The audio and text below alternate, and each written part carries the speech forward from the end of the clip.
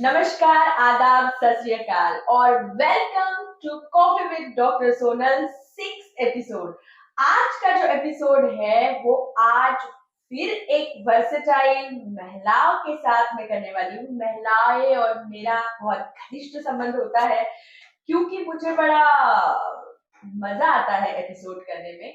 सो women से भी पास आ रहा है, इसीलिए एक खास मेहमान हमने आज हमारे स्टूडियो में या हमारे क्लिनिक में बुलाया है, जिनके बारे में हम सभी चीजें उन्हीं से पूछेंगे क्योंकि उनसे ज्यादा उनको कोई नहीं जानता। लेकिन आज हम उन्हें जानने की कोशिश करेंगे। हर जगह एक हिंट दे देती हूँ, कुछ भी इवेंट नागपुर में हो और वहां इनका प्रेजेंस ना हो, ऐसे नहीं होता है। सो फेसबुक ओपन करोगे और इवेंट हो रहा है तो ये आपको पक्का दिखेंगे। ऐसे ही खास मेहमान को हमने बुलाया।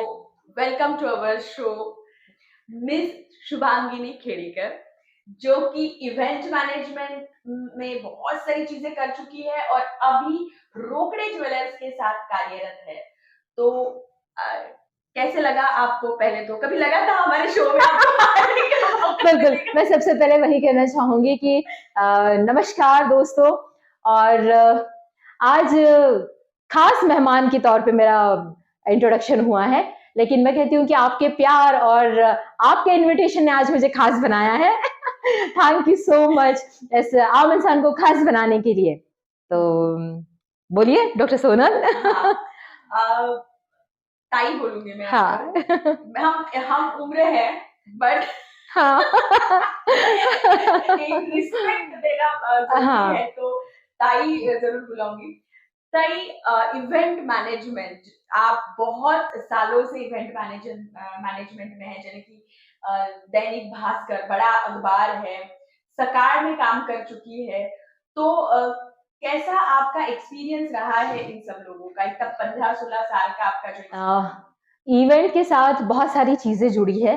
सबकी अलग अलग धारणाएं हैं इवेंट्स को लेकर। छोटे से लेके बड़ा एक फैमिली फंक्शन भी इवेंट होता है, एक बाहर का फंक्शन भी इवेंट होता है।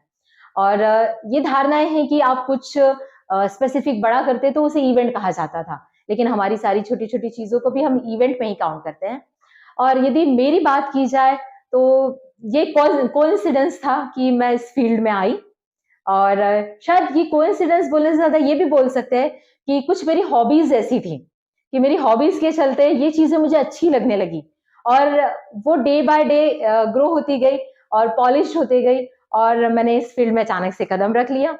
मीडिया से मेरा कनेक्शन हो गया। वैसे तो मैं एक फ्रीलांसर ही काम करती थी, कभी भी मुझे ऐसे बंद के जॉब करना कभी पसंद नहीं था। तो मुझे हमेशा था कि मेरा कुछ काम हो और मैं उसके माध्यम से बहुत लोगों के साथ काम करूं, जो कि मैंने किया भी है। जैसे मैं बताना चाहूंगी कि मैं एक बहुत ही छोटे से शहर में रहा करती थी, और वहां पर ट्राइबल एरिया में होने वाले जो गवर्नमेंट स्पॉन्सर्ड प्रोग्राम होते हैं, जैसे एमसीडी, माविम और डिस्ट्रिक्ट की जो योजनाएं होती है महिला और लड़कियों के लिए, वो उस योजनाओं को के माध्यम से मैं बतौर ट्रेनर काम करती थी, बतौर ऑर्गेनाइजर। तो ऐसे बोल सकते हैं कि मेरी वो इवेंट की जर्नी वहीं से स्टार्ट होगी, क्योंकि कहीं तो भी मैं वो ट्रेनिंग प्रोग्राम ऑर्गेनाइज करती थी तो वो एक इवेंट ही हुआ। उस इवेंट को एक ऑर्गेनाइज करना, उस 30 लोगों को लेके चलना, वो पूरे महीने तक उनको सिखाना, और ये छोटी छोटी चीजें होती गई। और बहुत सारे ग्रुप के साथ काम किया, और ये जर्नी की शुरुआत ऐसे हुई। और मैं ये बोल सकती हूँ कि सीखा कुछ नहीं था, बट वो आना, मेरी हॉबीज, फिर वो काम मिलना, मेरी हॉबीज वो मैच होते गया, वो चीजें होती गई, और वो मैं इवेंट मैनेजमेंट फील्ड में आ गई। और फिर जब मुझे मौका मिला मीडिया में आने का, तो बहुत ही सोने पे सुहागा बोल सकते हैं। तो मैंने कुछ टाइम फ्रीलांसर लोकमत के लिए काम किया था बाहर सिटी में, एंड फिर मैंने सकार न्यूज़पेपर के साथ काम किया, और सबसे लंबा समय मेरा दैनिक भास्कर न्यूज़पेपर के साथ रहा। और मेरे सारे ऑर्गेनाइजेशन के साथ मेरा बहुत अच्छा रिलेशन रहा, बहुत ही अच्छे इवेंट्स किए मैं बोल सकती हूँ। और इनफैक्ट मैं ये बोलूंगी कि मैंने बहुत कुछ सीखा, एक एक्सपीरियंस लर्न किया। प्रैक्टिकल लर्निंग जिसे बोला जाता है, स्किल डेवलपमेंट। लोग चिल्ला चिल्ला के आजकल बोलते हैं कि स्किल डेवलप कीजिए, जो कि सिर्फ और सिर्फ बुक्स ओरिएंटेड ना हो, तो ये स्किल डेवलप करना भी बहुत जरूरी है। और जहां मिलता है मौका, मार लीजिए चौका। जैसे कि ताही ने चौका मारा है, जहां उनको मिला वो शाइन कर गए। तो जितना उन्हें तपाते हैं सोने को, वो उतना निखर के आता है। रोकड़े ज्वेलर्स में काम करते हैं ना, इसलिए सोने की बात करते जी बिल्कुल हैं। बिल्कुल। डायमंड भी बोल सकते हैं, जितना उसको तराशते हैं उतना बहुत सुंदर बन जाता है। तो ऐसे सोने की ज्वेलरी में डायमंड जड़ा हुआ जो है वो ताई है अभी। सो आपने जैसे बोला कि आपने उसमें एजुकेशन नहीं लिया है, फिर भी बहुत अच्छा काम कर रहे हैं। तो इवेंट मैनेजमेंट के बारे में मैं थोड़ा-सा बताना चाहूँगी कि आजकल छोटे-छोटे बहुत सारे सर्टिफिकेट, डिप्लोमा कोर्सेज़ भी आते हैं जो आप कर सकते हैं। और आपकी अगर हॉबी है, आपका पैशन है तो ज़रूर कीजिए। कोई और अच्छा कर रहा है इसलिए मुझे करना है, ये चीज़ को दिमाग से निकाल दीजिए, क्योंकि आपका आपके काम से लगाव होना या प्यार जो है, पैशन जो है होना बहुत ज़्यादा जरूरी ज़रूरी है, हमें हमारे काम से प्यार करना चाहिए। तो प्यार होगा तो डेडिकेशन होगी, मेहनत होगी। जैसे इवेंट मैनेजमेंट में बहुत मजा आता है और मैं बहुत ज्यादा खुश होती हूँ जब बहुत यंग एज के बच्चों को मैं जब इवेंट करते हुए देखती हूँ, उनके एक्सपीरियंस देखती हूँ, उनके आइडियाज देखती हूँ, तो मुझे लगता है कि हम तो बहुत पीछे थे, लेकिन ये बहुत खुशी है कि जो चीजें बच्चे करना चाहते हैं, और अब तो बच्चे भी यार, आप समझो पेरेंट्स आपको बहुत अलाउ करते हैं, बहुत सपोर्ट करते हैं। तो ये बहुत अच्छा एक सीखा है मैंने ये चीज एक्चुअली छोटे और बड़े सभी से। एक मूवी आई थी बैंड बाजा बारात, बारात। जिसमें अनुष्का शर्मा और रणवीर सिंह थे।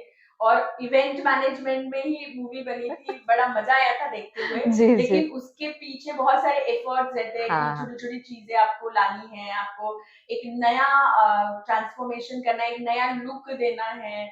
कुछ गड़बड़ हो रही है तो उसको संभाल लेना है, तो वो बहुत सारी चीजें, बहुत स्ट्रेस रहता है।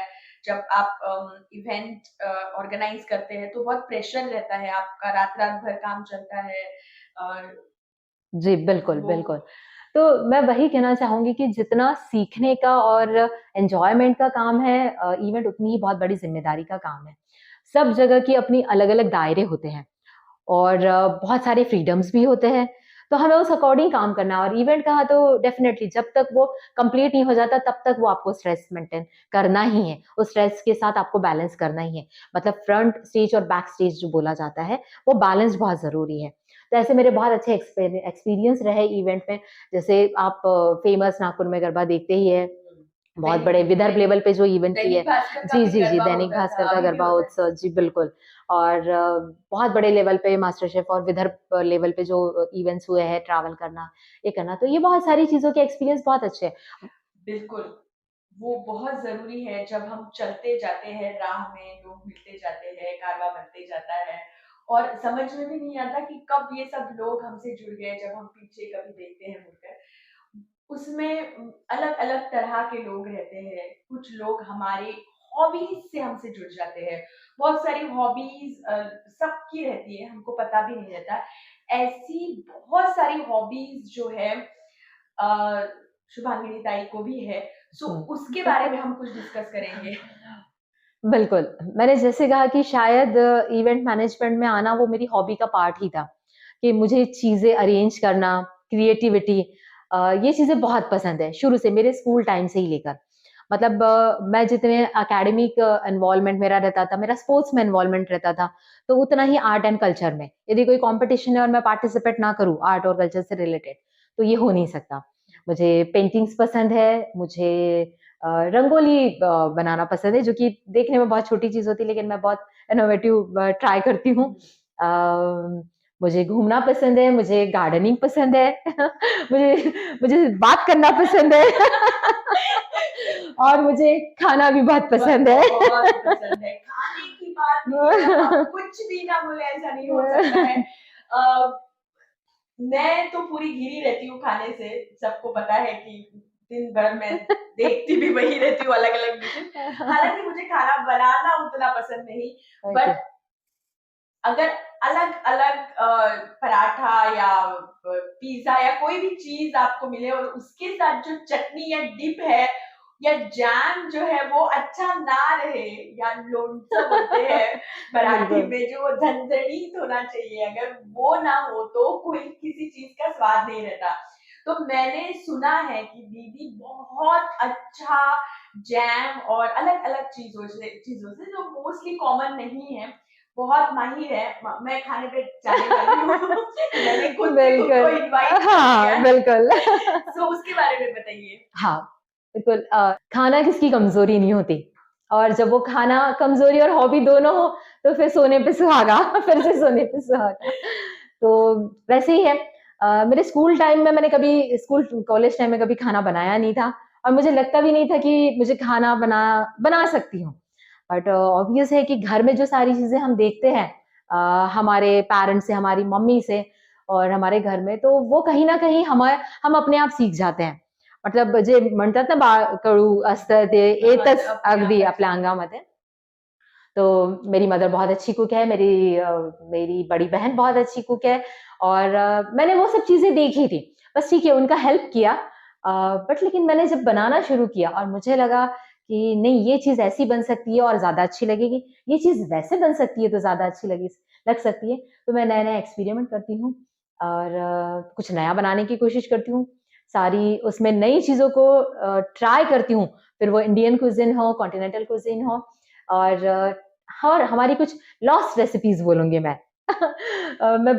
मैं बहुत सारे डीप, जैम शरबत, स्क्वैश जो होते हैं, ये सब भी चीज़ें बनाती हूँ। जैसे बेल, इतना कॉमन फल है, इतना बेल बोले तो हमारी हिंदू संस्कृति में इतना ज़्यादा उसका महत्व है और बेल फल ऐसे रास्ते में पड़े रहते हैं, कोई इसे देखता भी नहीं। लेकिन जब समर है और बेल का शरबत तो आप देखते ही बनेगा और उसको प्रेज़ेंट करो आप तो बढ़िया। मैं जो एक आमबाड़ी के फूल होते हैं, उसकी जेली बनाती हूँ, उसका जैम बनाती हूँ और बस उसके कलर को तो देखकर आप फ़िदा हो जाएँगे। अ, बहुत सारी खट्टी-मीठी यादें रहती है हम जब काम करते हैं, तो कोई ऐसा बहुत बढ़िया एक्सपीरियंस जो आप कभी भी अपनी ज़िंदगी में नहीं भूल सकते, और एकदम बैड या एम्बैरेसिंग मोमेंट जो आप कभी नहीं भूल सकती? अ, जैसे मैं शेफ़ पंकज भदौरिया से मिली थी एक इवेंट में। हाँ, तो मुझे बड़ा अच्छा लगा था कि जो कुकरी शोज़ मैं देखना पसंद करती हूँ, मतलब मेरे यंग एज से मैंने जब कुकरी इंडस्ट्री में उस फ़ील्ड में कोई मेल ज़्यादा आते ही नहीं थे, तब शेफ़ संजीव कपूर जब हुआ करते थे, तो उनके शो स्टार्ट हुए, तो तब से मैं देखती थी और देन पंकज भदौरिया से मैं जब एक इवेंट में मिली, वो स्पेशल जूरी आए थे, तो बहुत हैप्पी मोमेंट था एक कि अपनी कोई चॉइस वाला चॉइस वहाँ पे वाला। है। मीडिया के साथ जुड़ते समय हाँ, मैंने बहुत सारी जैसे आप देखोगे मराठी सेलिब्रिटीज़ के साथ मिलना-जुलना हुआ है। फिर दैनिक भास्कर में बहुत सारे सेलिब्रिटीज़ के साथ मिलना हुआ है, इवेंट्स में बहुत सारे सेलिब्रिटीज़ के साथ मिलना हुआ है। तो सबका अच्छा और मैं तो ये कहूँगी कि लोगों को लगता है कि सेलिब्रिटी है यार, ये तो बस बन-ठन के आगे बढ़े, बट उनके पीछे कितना स्ट्रगल है, उनका कितना हार्ड वर्क है, मैंने वो देखा। हम मीडिया से जुड़ते हैं तो हमेशा मुझे एक चीज लगती है कि नेता और अभिनेता, हाँ, हाँ। ये दो लोग ऐसे होते हैं, या दो फील्ड ऐसी है जिनका ऑरा इतना जबरदस्त रहता है, सबको लगता है कि मुझे इनके जैसे होना है। अब नेताओं के बारे में तो मुझे पता नहीं उनके जैसे होना है कि नहीं, लेकिन उनके पीछे भीड़ बड़ी रहती है कि चलो उनके फॉलोअर्स बहुत बड़े रहते हैं, तो ये दोनों लोगों को जो लोग हैंडल करते हैं, क्योंकि इवेंट उनको दिखना है, उनको बड़ा दिखाना जो रहता है, उसका जो व्यासपीठ मंच या जो भी फ्लोर बनती है, या जो भी तैयारी होती है, वो इवेंट मैनेजमेंट पे डिपेंड रहती है, कितना अच्छे से वो उनको दिखाते हैं। तो बनाते सब हैं और दिखता कोई और है तो सबसे ज़्यादा मेहनत इवेंट वालों की रहती है बैक स्टेज, मुझे ऐसा लगता है। बिल्कुल, पूरा टीम एफर्ट्स होते हैं और जैसे मैंने कहा कि एक ट्रस्ट होता है कि जब एक ऑर्गनाइज़ेशन या जो एक लीडर है, वो जब ट्रस्ट करता है अपनी टीम पर, तो वो सक्सेसफुल होता है। जब तक वो ट्रस्ट नहीं करेगा या वो उन्हें छूट नहीं देगा, तो आप अपना 100% नहीं दे पाएँगे। तो बहुत सारी चीज़ें जैसे कि मैंने कहा कि इवेंट्स दिखने में बहुत सुंदर लगते हैं, उसके पीछे बहुत हार्ड वर्क है लेकिन बहुत ही एन्जॉयमेंट वाला काम है, बहुत हॉबी वाला काम है, बहुत सिंसियरिटी का काम है, बहुत ही ज़िम्मेदारी का भी काम है क्योंकि नागपुर एक हब बन गया है इवेंट का और बहुत सारे काम करने वाले बहुत अच्छे लोग हैं और स्पेशली मैं मेंशन करना चाहूँगी कि इस फील्ड में फीमेल सॉरी जेंट्स, इस फील्ड में हमारी लेडीज बहुत अच्छा हमारी करें। ब्यूटीफुल जो अभी फीमेल्स को यस अंडर एस्टिमेट किया जाता है कि नहीं कर सकती, तो ऐसा कोई भी फील्ड अभी नहीं ऐसा कोई बचा भी है। फील्ड नहीं जहां वो नहीं कर सकती और वो बहुत अच्छा करती है। क्योंकि मैनेजमेंट यस जो है वो सबसे बढ़िया फीमेल्स का होता है। में बहुत अच्छे काम हो रहे हैं इवेंट्स में, लेकिन जैसे बोलते हैं ना कि सभी फील्ड में अच्छे और बुरे लोग होते हैं, तो मैं चाहूंगी कि जहां पर भी हो, इंडिया में हो या नागपुर में हो, हमारे अच्छे काम करने वाले लोगों के साथ जुड़े, क्योंकि बुरे लोग भी बहुत है। और स्पेशली इवेंट इंडस्ट्री तो वैसे ही, फिल्म इंडस्ट्री या इवेंट इंडस्ट्री तो थोड़ी डोमिनेटिंग होती है और उसे बुरा भी माना जाता है। और ये बात सही है, ये मैं मानती हूँ कि जैसे मैंने कहा कि आप कैसे किसके साथ काम कर रहे हैं, ये जितना आपको एक्सपीरियंस देता है। तो ये बिल्कुल सही है कि अच्छे लोग और बुरे लोग दोनों लोगों का सामना होता है और वैसे लोगों से सतर्क रहना चाहिए। लेकिन ये चीज जो है फीमेल्स के साथ होना, लेकिन आजकल की फीमेल्स भी बहुत हमारी होशियार हो गई है, हमारी बच्चियां बहुत होशियार हो बिल्कुल गई है। और मैंने कहा कि बहुत अच्छा और बहुत अच्छा काम कर रही है हमारी फीमेल्स, बहुत ही स्ट्रांगली डेडिकेटली। और इवेंट फिल्म में मैंने इसलिए स्पेसिफाई किया कि सॉरी दोस्तों मैं अपनी सहेलियों को थोड़ा ज्यादा आज प्यार दूंगी कि हमारी जो फीमेल्स ऑर्गेनाइजर्स है इवेंट में, वो बहुत ज्यादा अच्छा काम कर रही है। तो ये बहुत बातों बातों में बहुत सच्चाई बता दी है कि इंडस्ट्री में क्या होता है, फैशन इंडस्ट्री में हम पढ़ते रहते हैं, लेकिन बहुत सारी चीजें हमारे आजू बाजू इर्द गिर्द भी होती है जिसके बारे में हमने सतर्क रहना चाहिए। मेल फीमेल दोनों के लिए आजकल सभी चांस जो है एकदम बैलेंस और इक्वल इक्वल हो गया है कि उनके साथ भी ये सब चीजें हो सकती है जो पहले सिर्फ फीमेल्स के साथ होती थी, हैरेस होते यस थे या यस और बहुत सारी चीजों के बारे में बात नहीं करूंगी, लेकिन समझदार को इशारा काफी होता है। तो आजकल ये मेल्स के साथ भी होता है, ऐसे श्योर नहीं कि सिर्फ और सिर्फ फीमेल ही इसमें इन्वॉल्व या अत्याचार जो है हाँ फीमेल्स पे ही होते हैं। तो ये इक्वल चांस पे आ गए हैं हम अभी। तो फूड पे आते हैं। हाँ फूड नागपुर में आजकल वैरायटी ऑफ फूड मिलता है। नागपुर की कुछ ऑथेंटिक चीजें हैं जो बहुत बढ़िया है या देश विदेश में प्रख्यात है। तो नागपुर में कुछ फेवरेट चीजें हैं या फिर जो भी घर में या बाहर और जब नागपुर, तो मैं तो चाहूंगी, मैं आई लव नागपुर, मुझे नागपुर इतना पसंद है, मैं कहीं भी घूमूं मुझे सारी चीजें पसंद आएगी, मैं सब एक्सप्लोर करूंगी, सब खा कर आऊंगी। लेकिन हमारे नागपुर भी ऐसा है कि वहां पर कोई ऐसी चीज नहीं है जो आपको नहीं मिले। आपको खाने को लेकर फिर वो नागपुर का सुबह का पोहा हो, सुबह की चाय हो, फिर आपका यहाँ पर स्पेशलिटी जो है नागपुर की, कुछ फेमस है बाहर तक, यहाँ की मिठाइयाँ, जो यहाँ की संतरा बर्फी बोली जाती है। तो हर एक चीज, मैं भी बहुत क्या बोलते हैं डाई हार्ट फैन हूँ मीठे की, लेकिन मुझे घर के बने हुए आटे के लड्डू और आटे का हलवा बहुत पसंद है। सारी मिठाइयाँ मैं खाऊंगी, लेकिन वो एक तरफ, मुझे सारे फ्रूट्स पसंद है, इंडियन हो या एक्सोटिक, लेकिन मैं संतरा बहुत पसंद करती हूँ मेरा बचपन से फेवरेट रहा है। तो ऐसा है। और नागपुर की तो बात ही है, नागपुर में हर वो चीज मैं कहना चाहूंगी कि कन्वीनियंट है। नागपुर ट्रैवलिंग के हिसाब से कन्वीनियंट है। नागपुर आपको खाने के लिए हर चीज मिल जाएगी, हर तरह का क्विजिन मिल जाएगा। आपको महाराष्ट्रियन मिल जाएगा, आपको पंजाबी मिलेगा, आपको गुजराती मिलेगा, आपको हर तरह का मिलेगा। आप किसी स्पेसिफिक स्टेट में जाओ तो आपको उसी तरह का टेस्ट मिलता है। लेकिन नागपुर ऐसी जगह, यूनिक जगह, जिसने सबको खुद में समा लिया है। फिर वो हाँ, तो जैसे ट्रैवलिंग की बात निकली तो मैं एक बार ऐसे बहुत बात करती हूँ जैसे कि ट्रैवलिंग मुझे बहुत पसंद है, ट्रैवलिंग मुझे पसंद है। तो किसी ने मुझे पूछा कि नागपुर में बांग्लादेश है, पता है? नागपुर में श्रीनगर है, पता है? कभी देखा है? कभी देखा? सो नागपुर में आपको श्रीनगर भी मिल जाएगा, बांग्लादेश भी मिल जाएगा। तो वो उसको भी एक्सप्लोर कीजिए, बाहर जाने की जरूरत नहीं।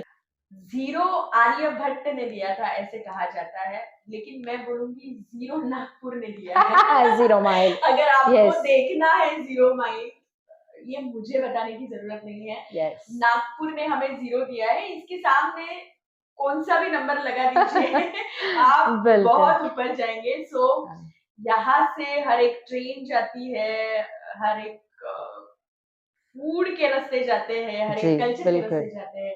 तो 101% एक नागपुर लवर के साथ मैं बैठी हूँ हाँ। और बहुत सारी बातें हम किए जा रहे हैं। बहुत मजा मुझे आ रहा है और एटमॉस्फेयर पूरा आनंद और खुशी से भर गया है। तो कुछ सवाल और मेरे हैं, जैसे कि हम 90s वाले लोग हैं कि नहीं, हाँ। हमारे टाइम पे जो इंडस्ट्री थी, फिल्म इंडस्ट्री, हाँ। वहां पे बादशाह, शहंशाह, किंग, सुपरस्टार बनते थे। तो उस ईरा में आपका कोई फेवरेट फिल्म स्टार या एक्टर या एक्ट्रेस या अभी कभी जो भी है जिसपे क्रश हुआ हो? हाँ, बिल्कुल बिल्कुल। उस समय जैकी श्रॉफ बड़े अच्छे लगते थे। वाह! ठीक जैकी दादा। है। जैकी दादा, वो मुंह में ऐसे बोलने में बिल्कुल नहीं। और कुछ सिंगर्स मुझे बड़े अच्छे लगते थे। एंड फिर जो अभी चेंजेस आया, तो मुझे तो अभी के ज्यादा अच्छे लगते हैं। ऋतिक रोशन मुझे बतौर एक्टर बहुत अच्छे लगते हैं। और क्रश बोलूं तो अली फजल, वो मेरा क्रश है। बड़े बड़े खुलासे हो रहे हैं। बिल्कुल। तो और वैसे ही हम नए रूप में आपको देख रहे हैं। बिल्कुल बिल्कुल। तो कैसा है कि अब ऋतिक रोशन पहली मूवी में बिल्कुल पसंद नहीं आया, लेकिन ऋतिक रोशन जो है वो ग्रीक गॉडेस जो होते हैं ना, वो वैसे है। तो वो मेरे दिमाग में था और मैंने फिर कहीं आर्टिकल पढ़ा। अच्छा, मैं एक बात बताऊंगी आपसे डॉक्टर सोनल, कि बहुत बार ऐसे होता है कि जो हम कुछ चीजें सोचते हैं ना, वो हमें बाद में फिर पढ़ने या देखने या सुनने मिलती है। ये मेरे साथ बहुत बार हुआ है कि जब मैं उनकी कुछ मूवीज मैंने देखी तो मैंने कहा था ये ऐसे लगते हैं, बाद में मैंने एक आर्टिकल में पढ़ा। ग्रीक गॉड गॉड जैसे लगते हैं। कुछ और खाने की चीज और कुछ के बारे में मैं कुछ सोचती हूँ, बाद में मुझे वो मैगजीन या कहीं टीवी पे देखने में। अच्छा, कुछ rapid fire question. Yes. Sambar vadi दो टाइप की मिलती है, एक तो हमारे जिला में मिलती है या हमारे घर में हाँ, एक स्टाइल की बनती है। तो सांबर वड़ी homemade. Homemade, very good. Haldiram या एनी अदर ब्रांड ऑफ मिठाई वाला? यस, हल्दीराम। क्योंकि हर जगह हम देखते हैं टेस्ट ऑफ नागपुर, मुझे बड़ा पसंद आता है। Test of Nagpur. इंटरनेशनल जाती हूँ, यस, लिखा होता है टेस्ट ऑफ नागपुर। साउथ में गई तो वहां पे हल्दीराम नहीं दिखा। बिल्कुल हाँ नहीं। हाँ। सो फूल, गुलाब के फूल ज्यादा पसंद है कि एनी सीजन का एनी फूल? हाँ, सीजनेबल सारे फूल, लोटस फ्लावर लेकिन मेरा क्रश। लक्ष्मी वाला, हाँ। लक्ष्मी जी का। ये थोड़ा ट्रिकी क्वेश्चन है, दैनिक भास्कर या रोकड़े? Oh my God! Both.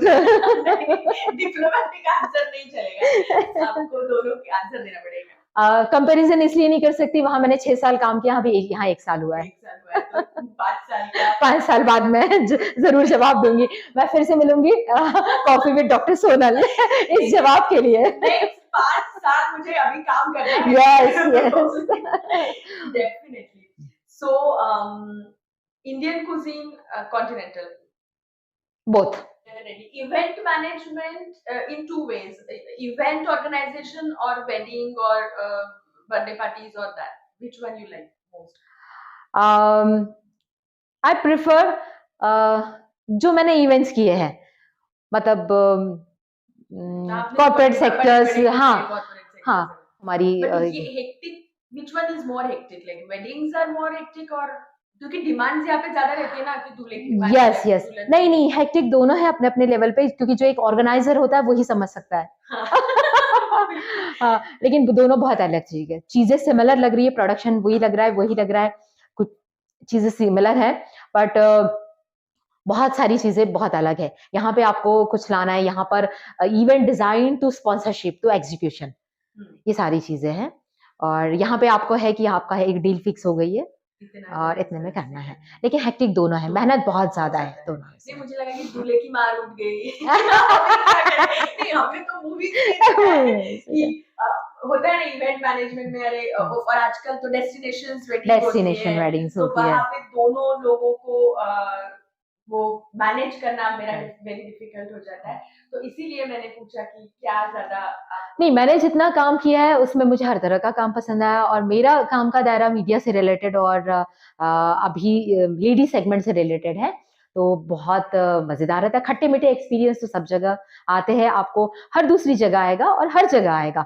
हम घर में भी जो फैमिली मेंबर्स होते हैं तो सबके व्यूज और थॉट्स अलग अलग होते हैं, तो वो सारे एक्सपीरियंस के साथ मैंने बहुत अच्छे एक्सपीरियंस के साथ काम किया है और बहुत छोटे इवेंट से लेके बड़े इवेंट तक किया है। और मुझे लगता है कि जैसे मैंने कहा कि बहुत बड़े इवेंट ऑर्गेनाइजर्स जो कि पर्सनल लेवल पे कर रहे हैं अपना अपना काम, जब मैं उनकी मेहनत देखती हूँ तो मैं खुद को और ज्यादा मोटिवेट करती हूँ और उन्हें बहुत ज्यादा अप्रिशिएट करती हूँ। और उनकी मेहनत को मैं डेफिनेटली सलाम करना चाहूंगी कि आप लोग जो काम कर रहे हैं बहुत अच्छा कर रहे हैं। Describe Shubhangini in one word. Cool. Apply किया हुआ है खुद में, सफेद रंग की तरह या बहुत अच्छी चीजों में मिल जाओ, या काले रंग की तरह जो दूसरी सारी अच्छी चीजों को खुद में मिला लो। ब्रोकरेज ज्वेलर्स में भी फीमेल्स का ही राज है मुझे लगता है। यस। जब भी जाती हूँ बहुत सारी फीमेल्स मिलती है, प्रतीक्षा मैम मिलती है, शुभांगिनी दाई मिलते हैं, बहुत सारे लोग मिलते हैं।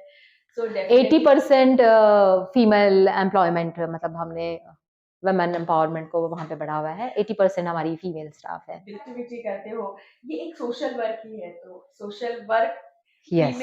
फीमेल्स के लिए कर रही। पहले बोला जाता था कि एक फीमेल दूसरी फीमेल को आगे नहीं बढ़ने देती है, लेकिन ऐसा नहीं है। इनकी तरफ देखिए। बिल्कुल।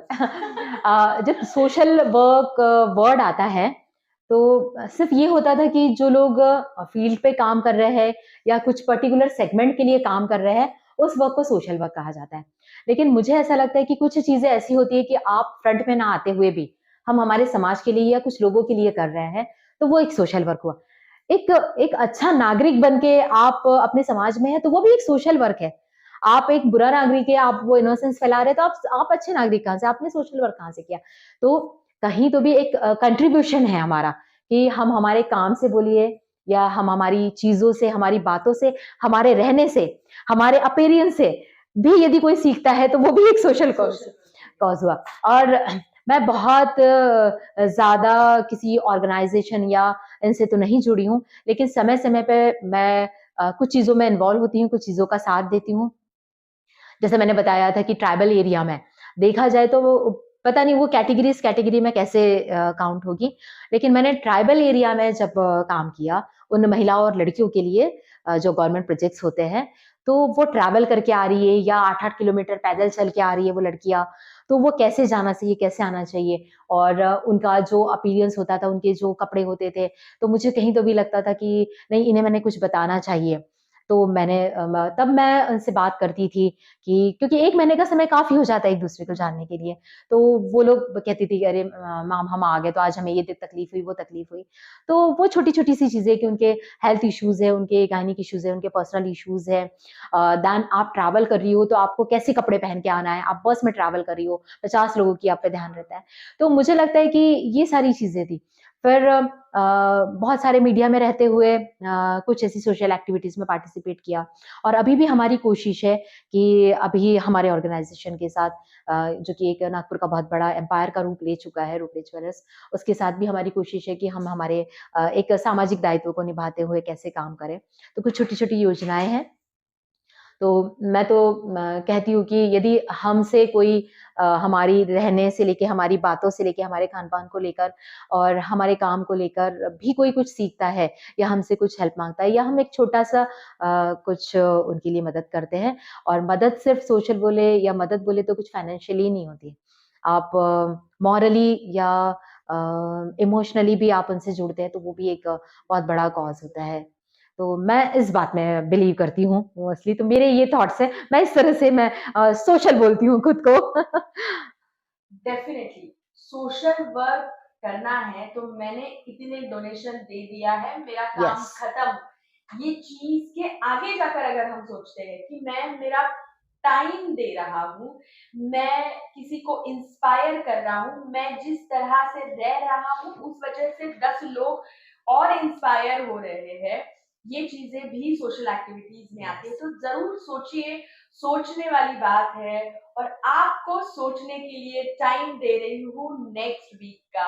नेक्स्ट वीक हम फिर से मिलेंगे कॉफी विद डॉक्टर सोनल के साथ, नए गेस्ट के साथ। और आज के गेस्ट को करती हूँ मैं सलाम, क्योंकि उनका काम है सलाम करने लायक। और ऐसे और गेस्ट हमारे क्लिनिक में आएंगे, आपसे गुफ्तगू करेंगे, आपको इंस्पायर करेंगे। और सोशल एक्टिविटी, इसको हम सोशल एक्टिविटी में ही लेंगे, क्योंकि इंस्पायर जो कर रहे हैं तो शुभांगिनी ताई, thank you very much for coming.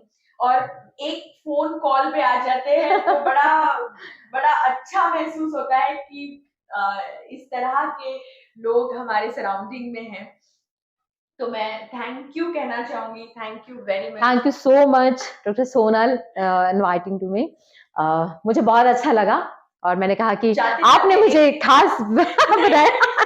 नहीं, बिल्कुल बिल्कुल, जाते जाते मैं बिल्कुल एक चीज बोलना चाहूंगी, जैसे कि अभी हमारी वुमेन एम्पावरमेंट की बात हो रही थी, और मैं तो चाहती हूँ कि हम सभी को बराबर का लेके चले, लेकिन जब बातें होती है तो इस तरह की बात भी निकलती है कि नहीं, उन्हें बढ़ावा देना, उन्हें कम करना। मैं चाहती हूँ कि समाज में हम हर तबके को, हर महिला और हर पुरुष को बराबर का सम्मान दे, बराबर का उन्हें एडवांटेज दे, बराबर का साथ दे। सबसे इम्पोर्टेंट चीज साथ, वर्ड। और मैं चाहूंगी कि एक लाइन जो मुझे बहुत इंस्पायर करती है, खुद पर गर्व करो, खुद पर गर्व करो, अधिकार है यह हमारा, घमंड नहीं। अरे वाह तो ये मेरी, मैंने इसे इम्प्लीमेंट किया हुआ है अपनी लाइफ में। मैं चाहूंगी कि yes. Thank you very much for watching coffee with doctor Sonal. और ऐसे ही बहुत सारे शोज के साथ हम हर हफ्ते आपके सामने आएंगे और आपको हमें देखना है और सीखना है, जैसे कि आज हमने बहुत सारी चीजें सीखी। चलिए फिर, बाय बाय।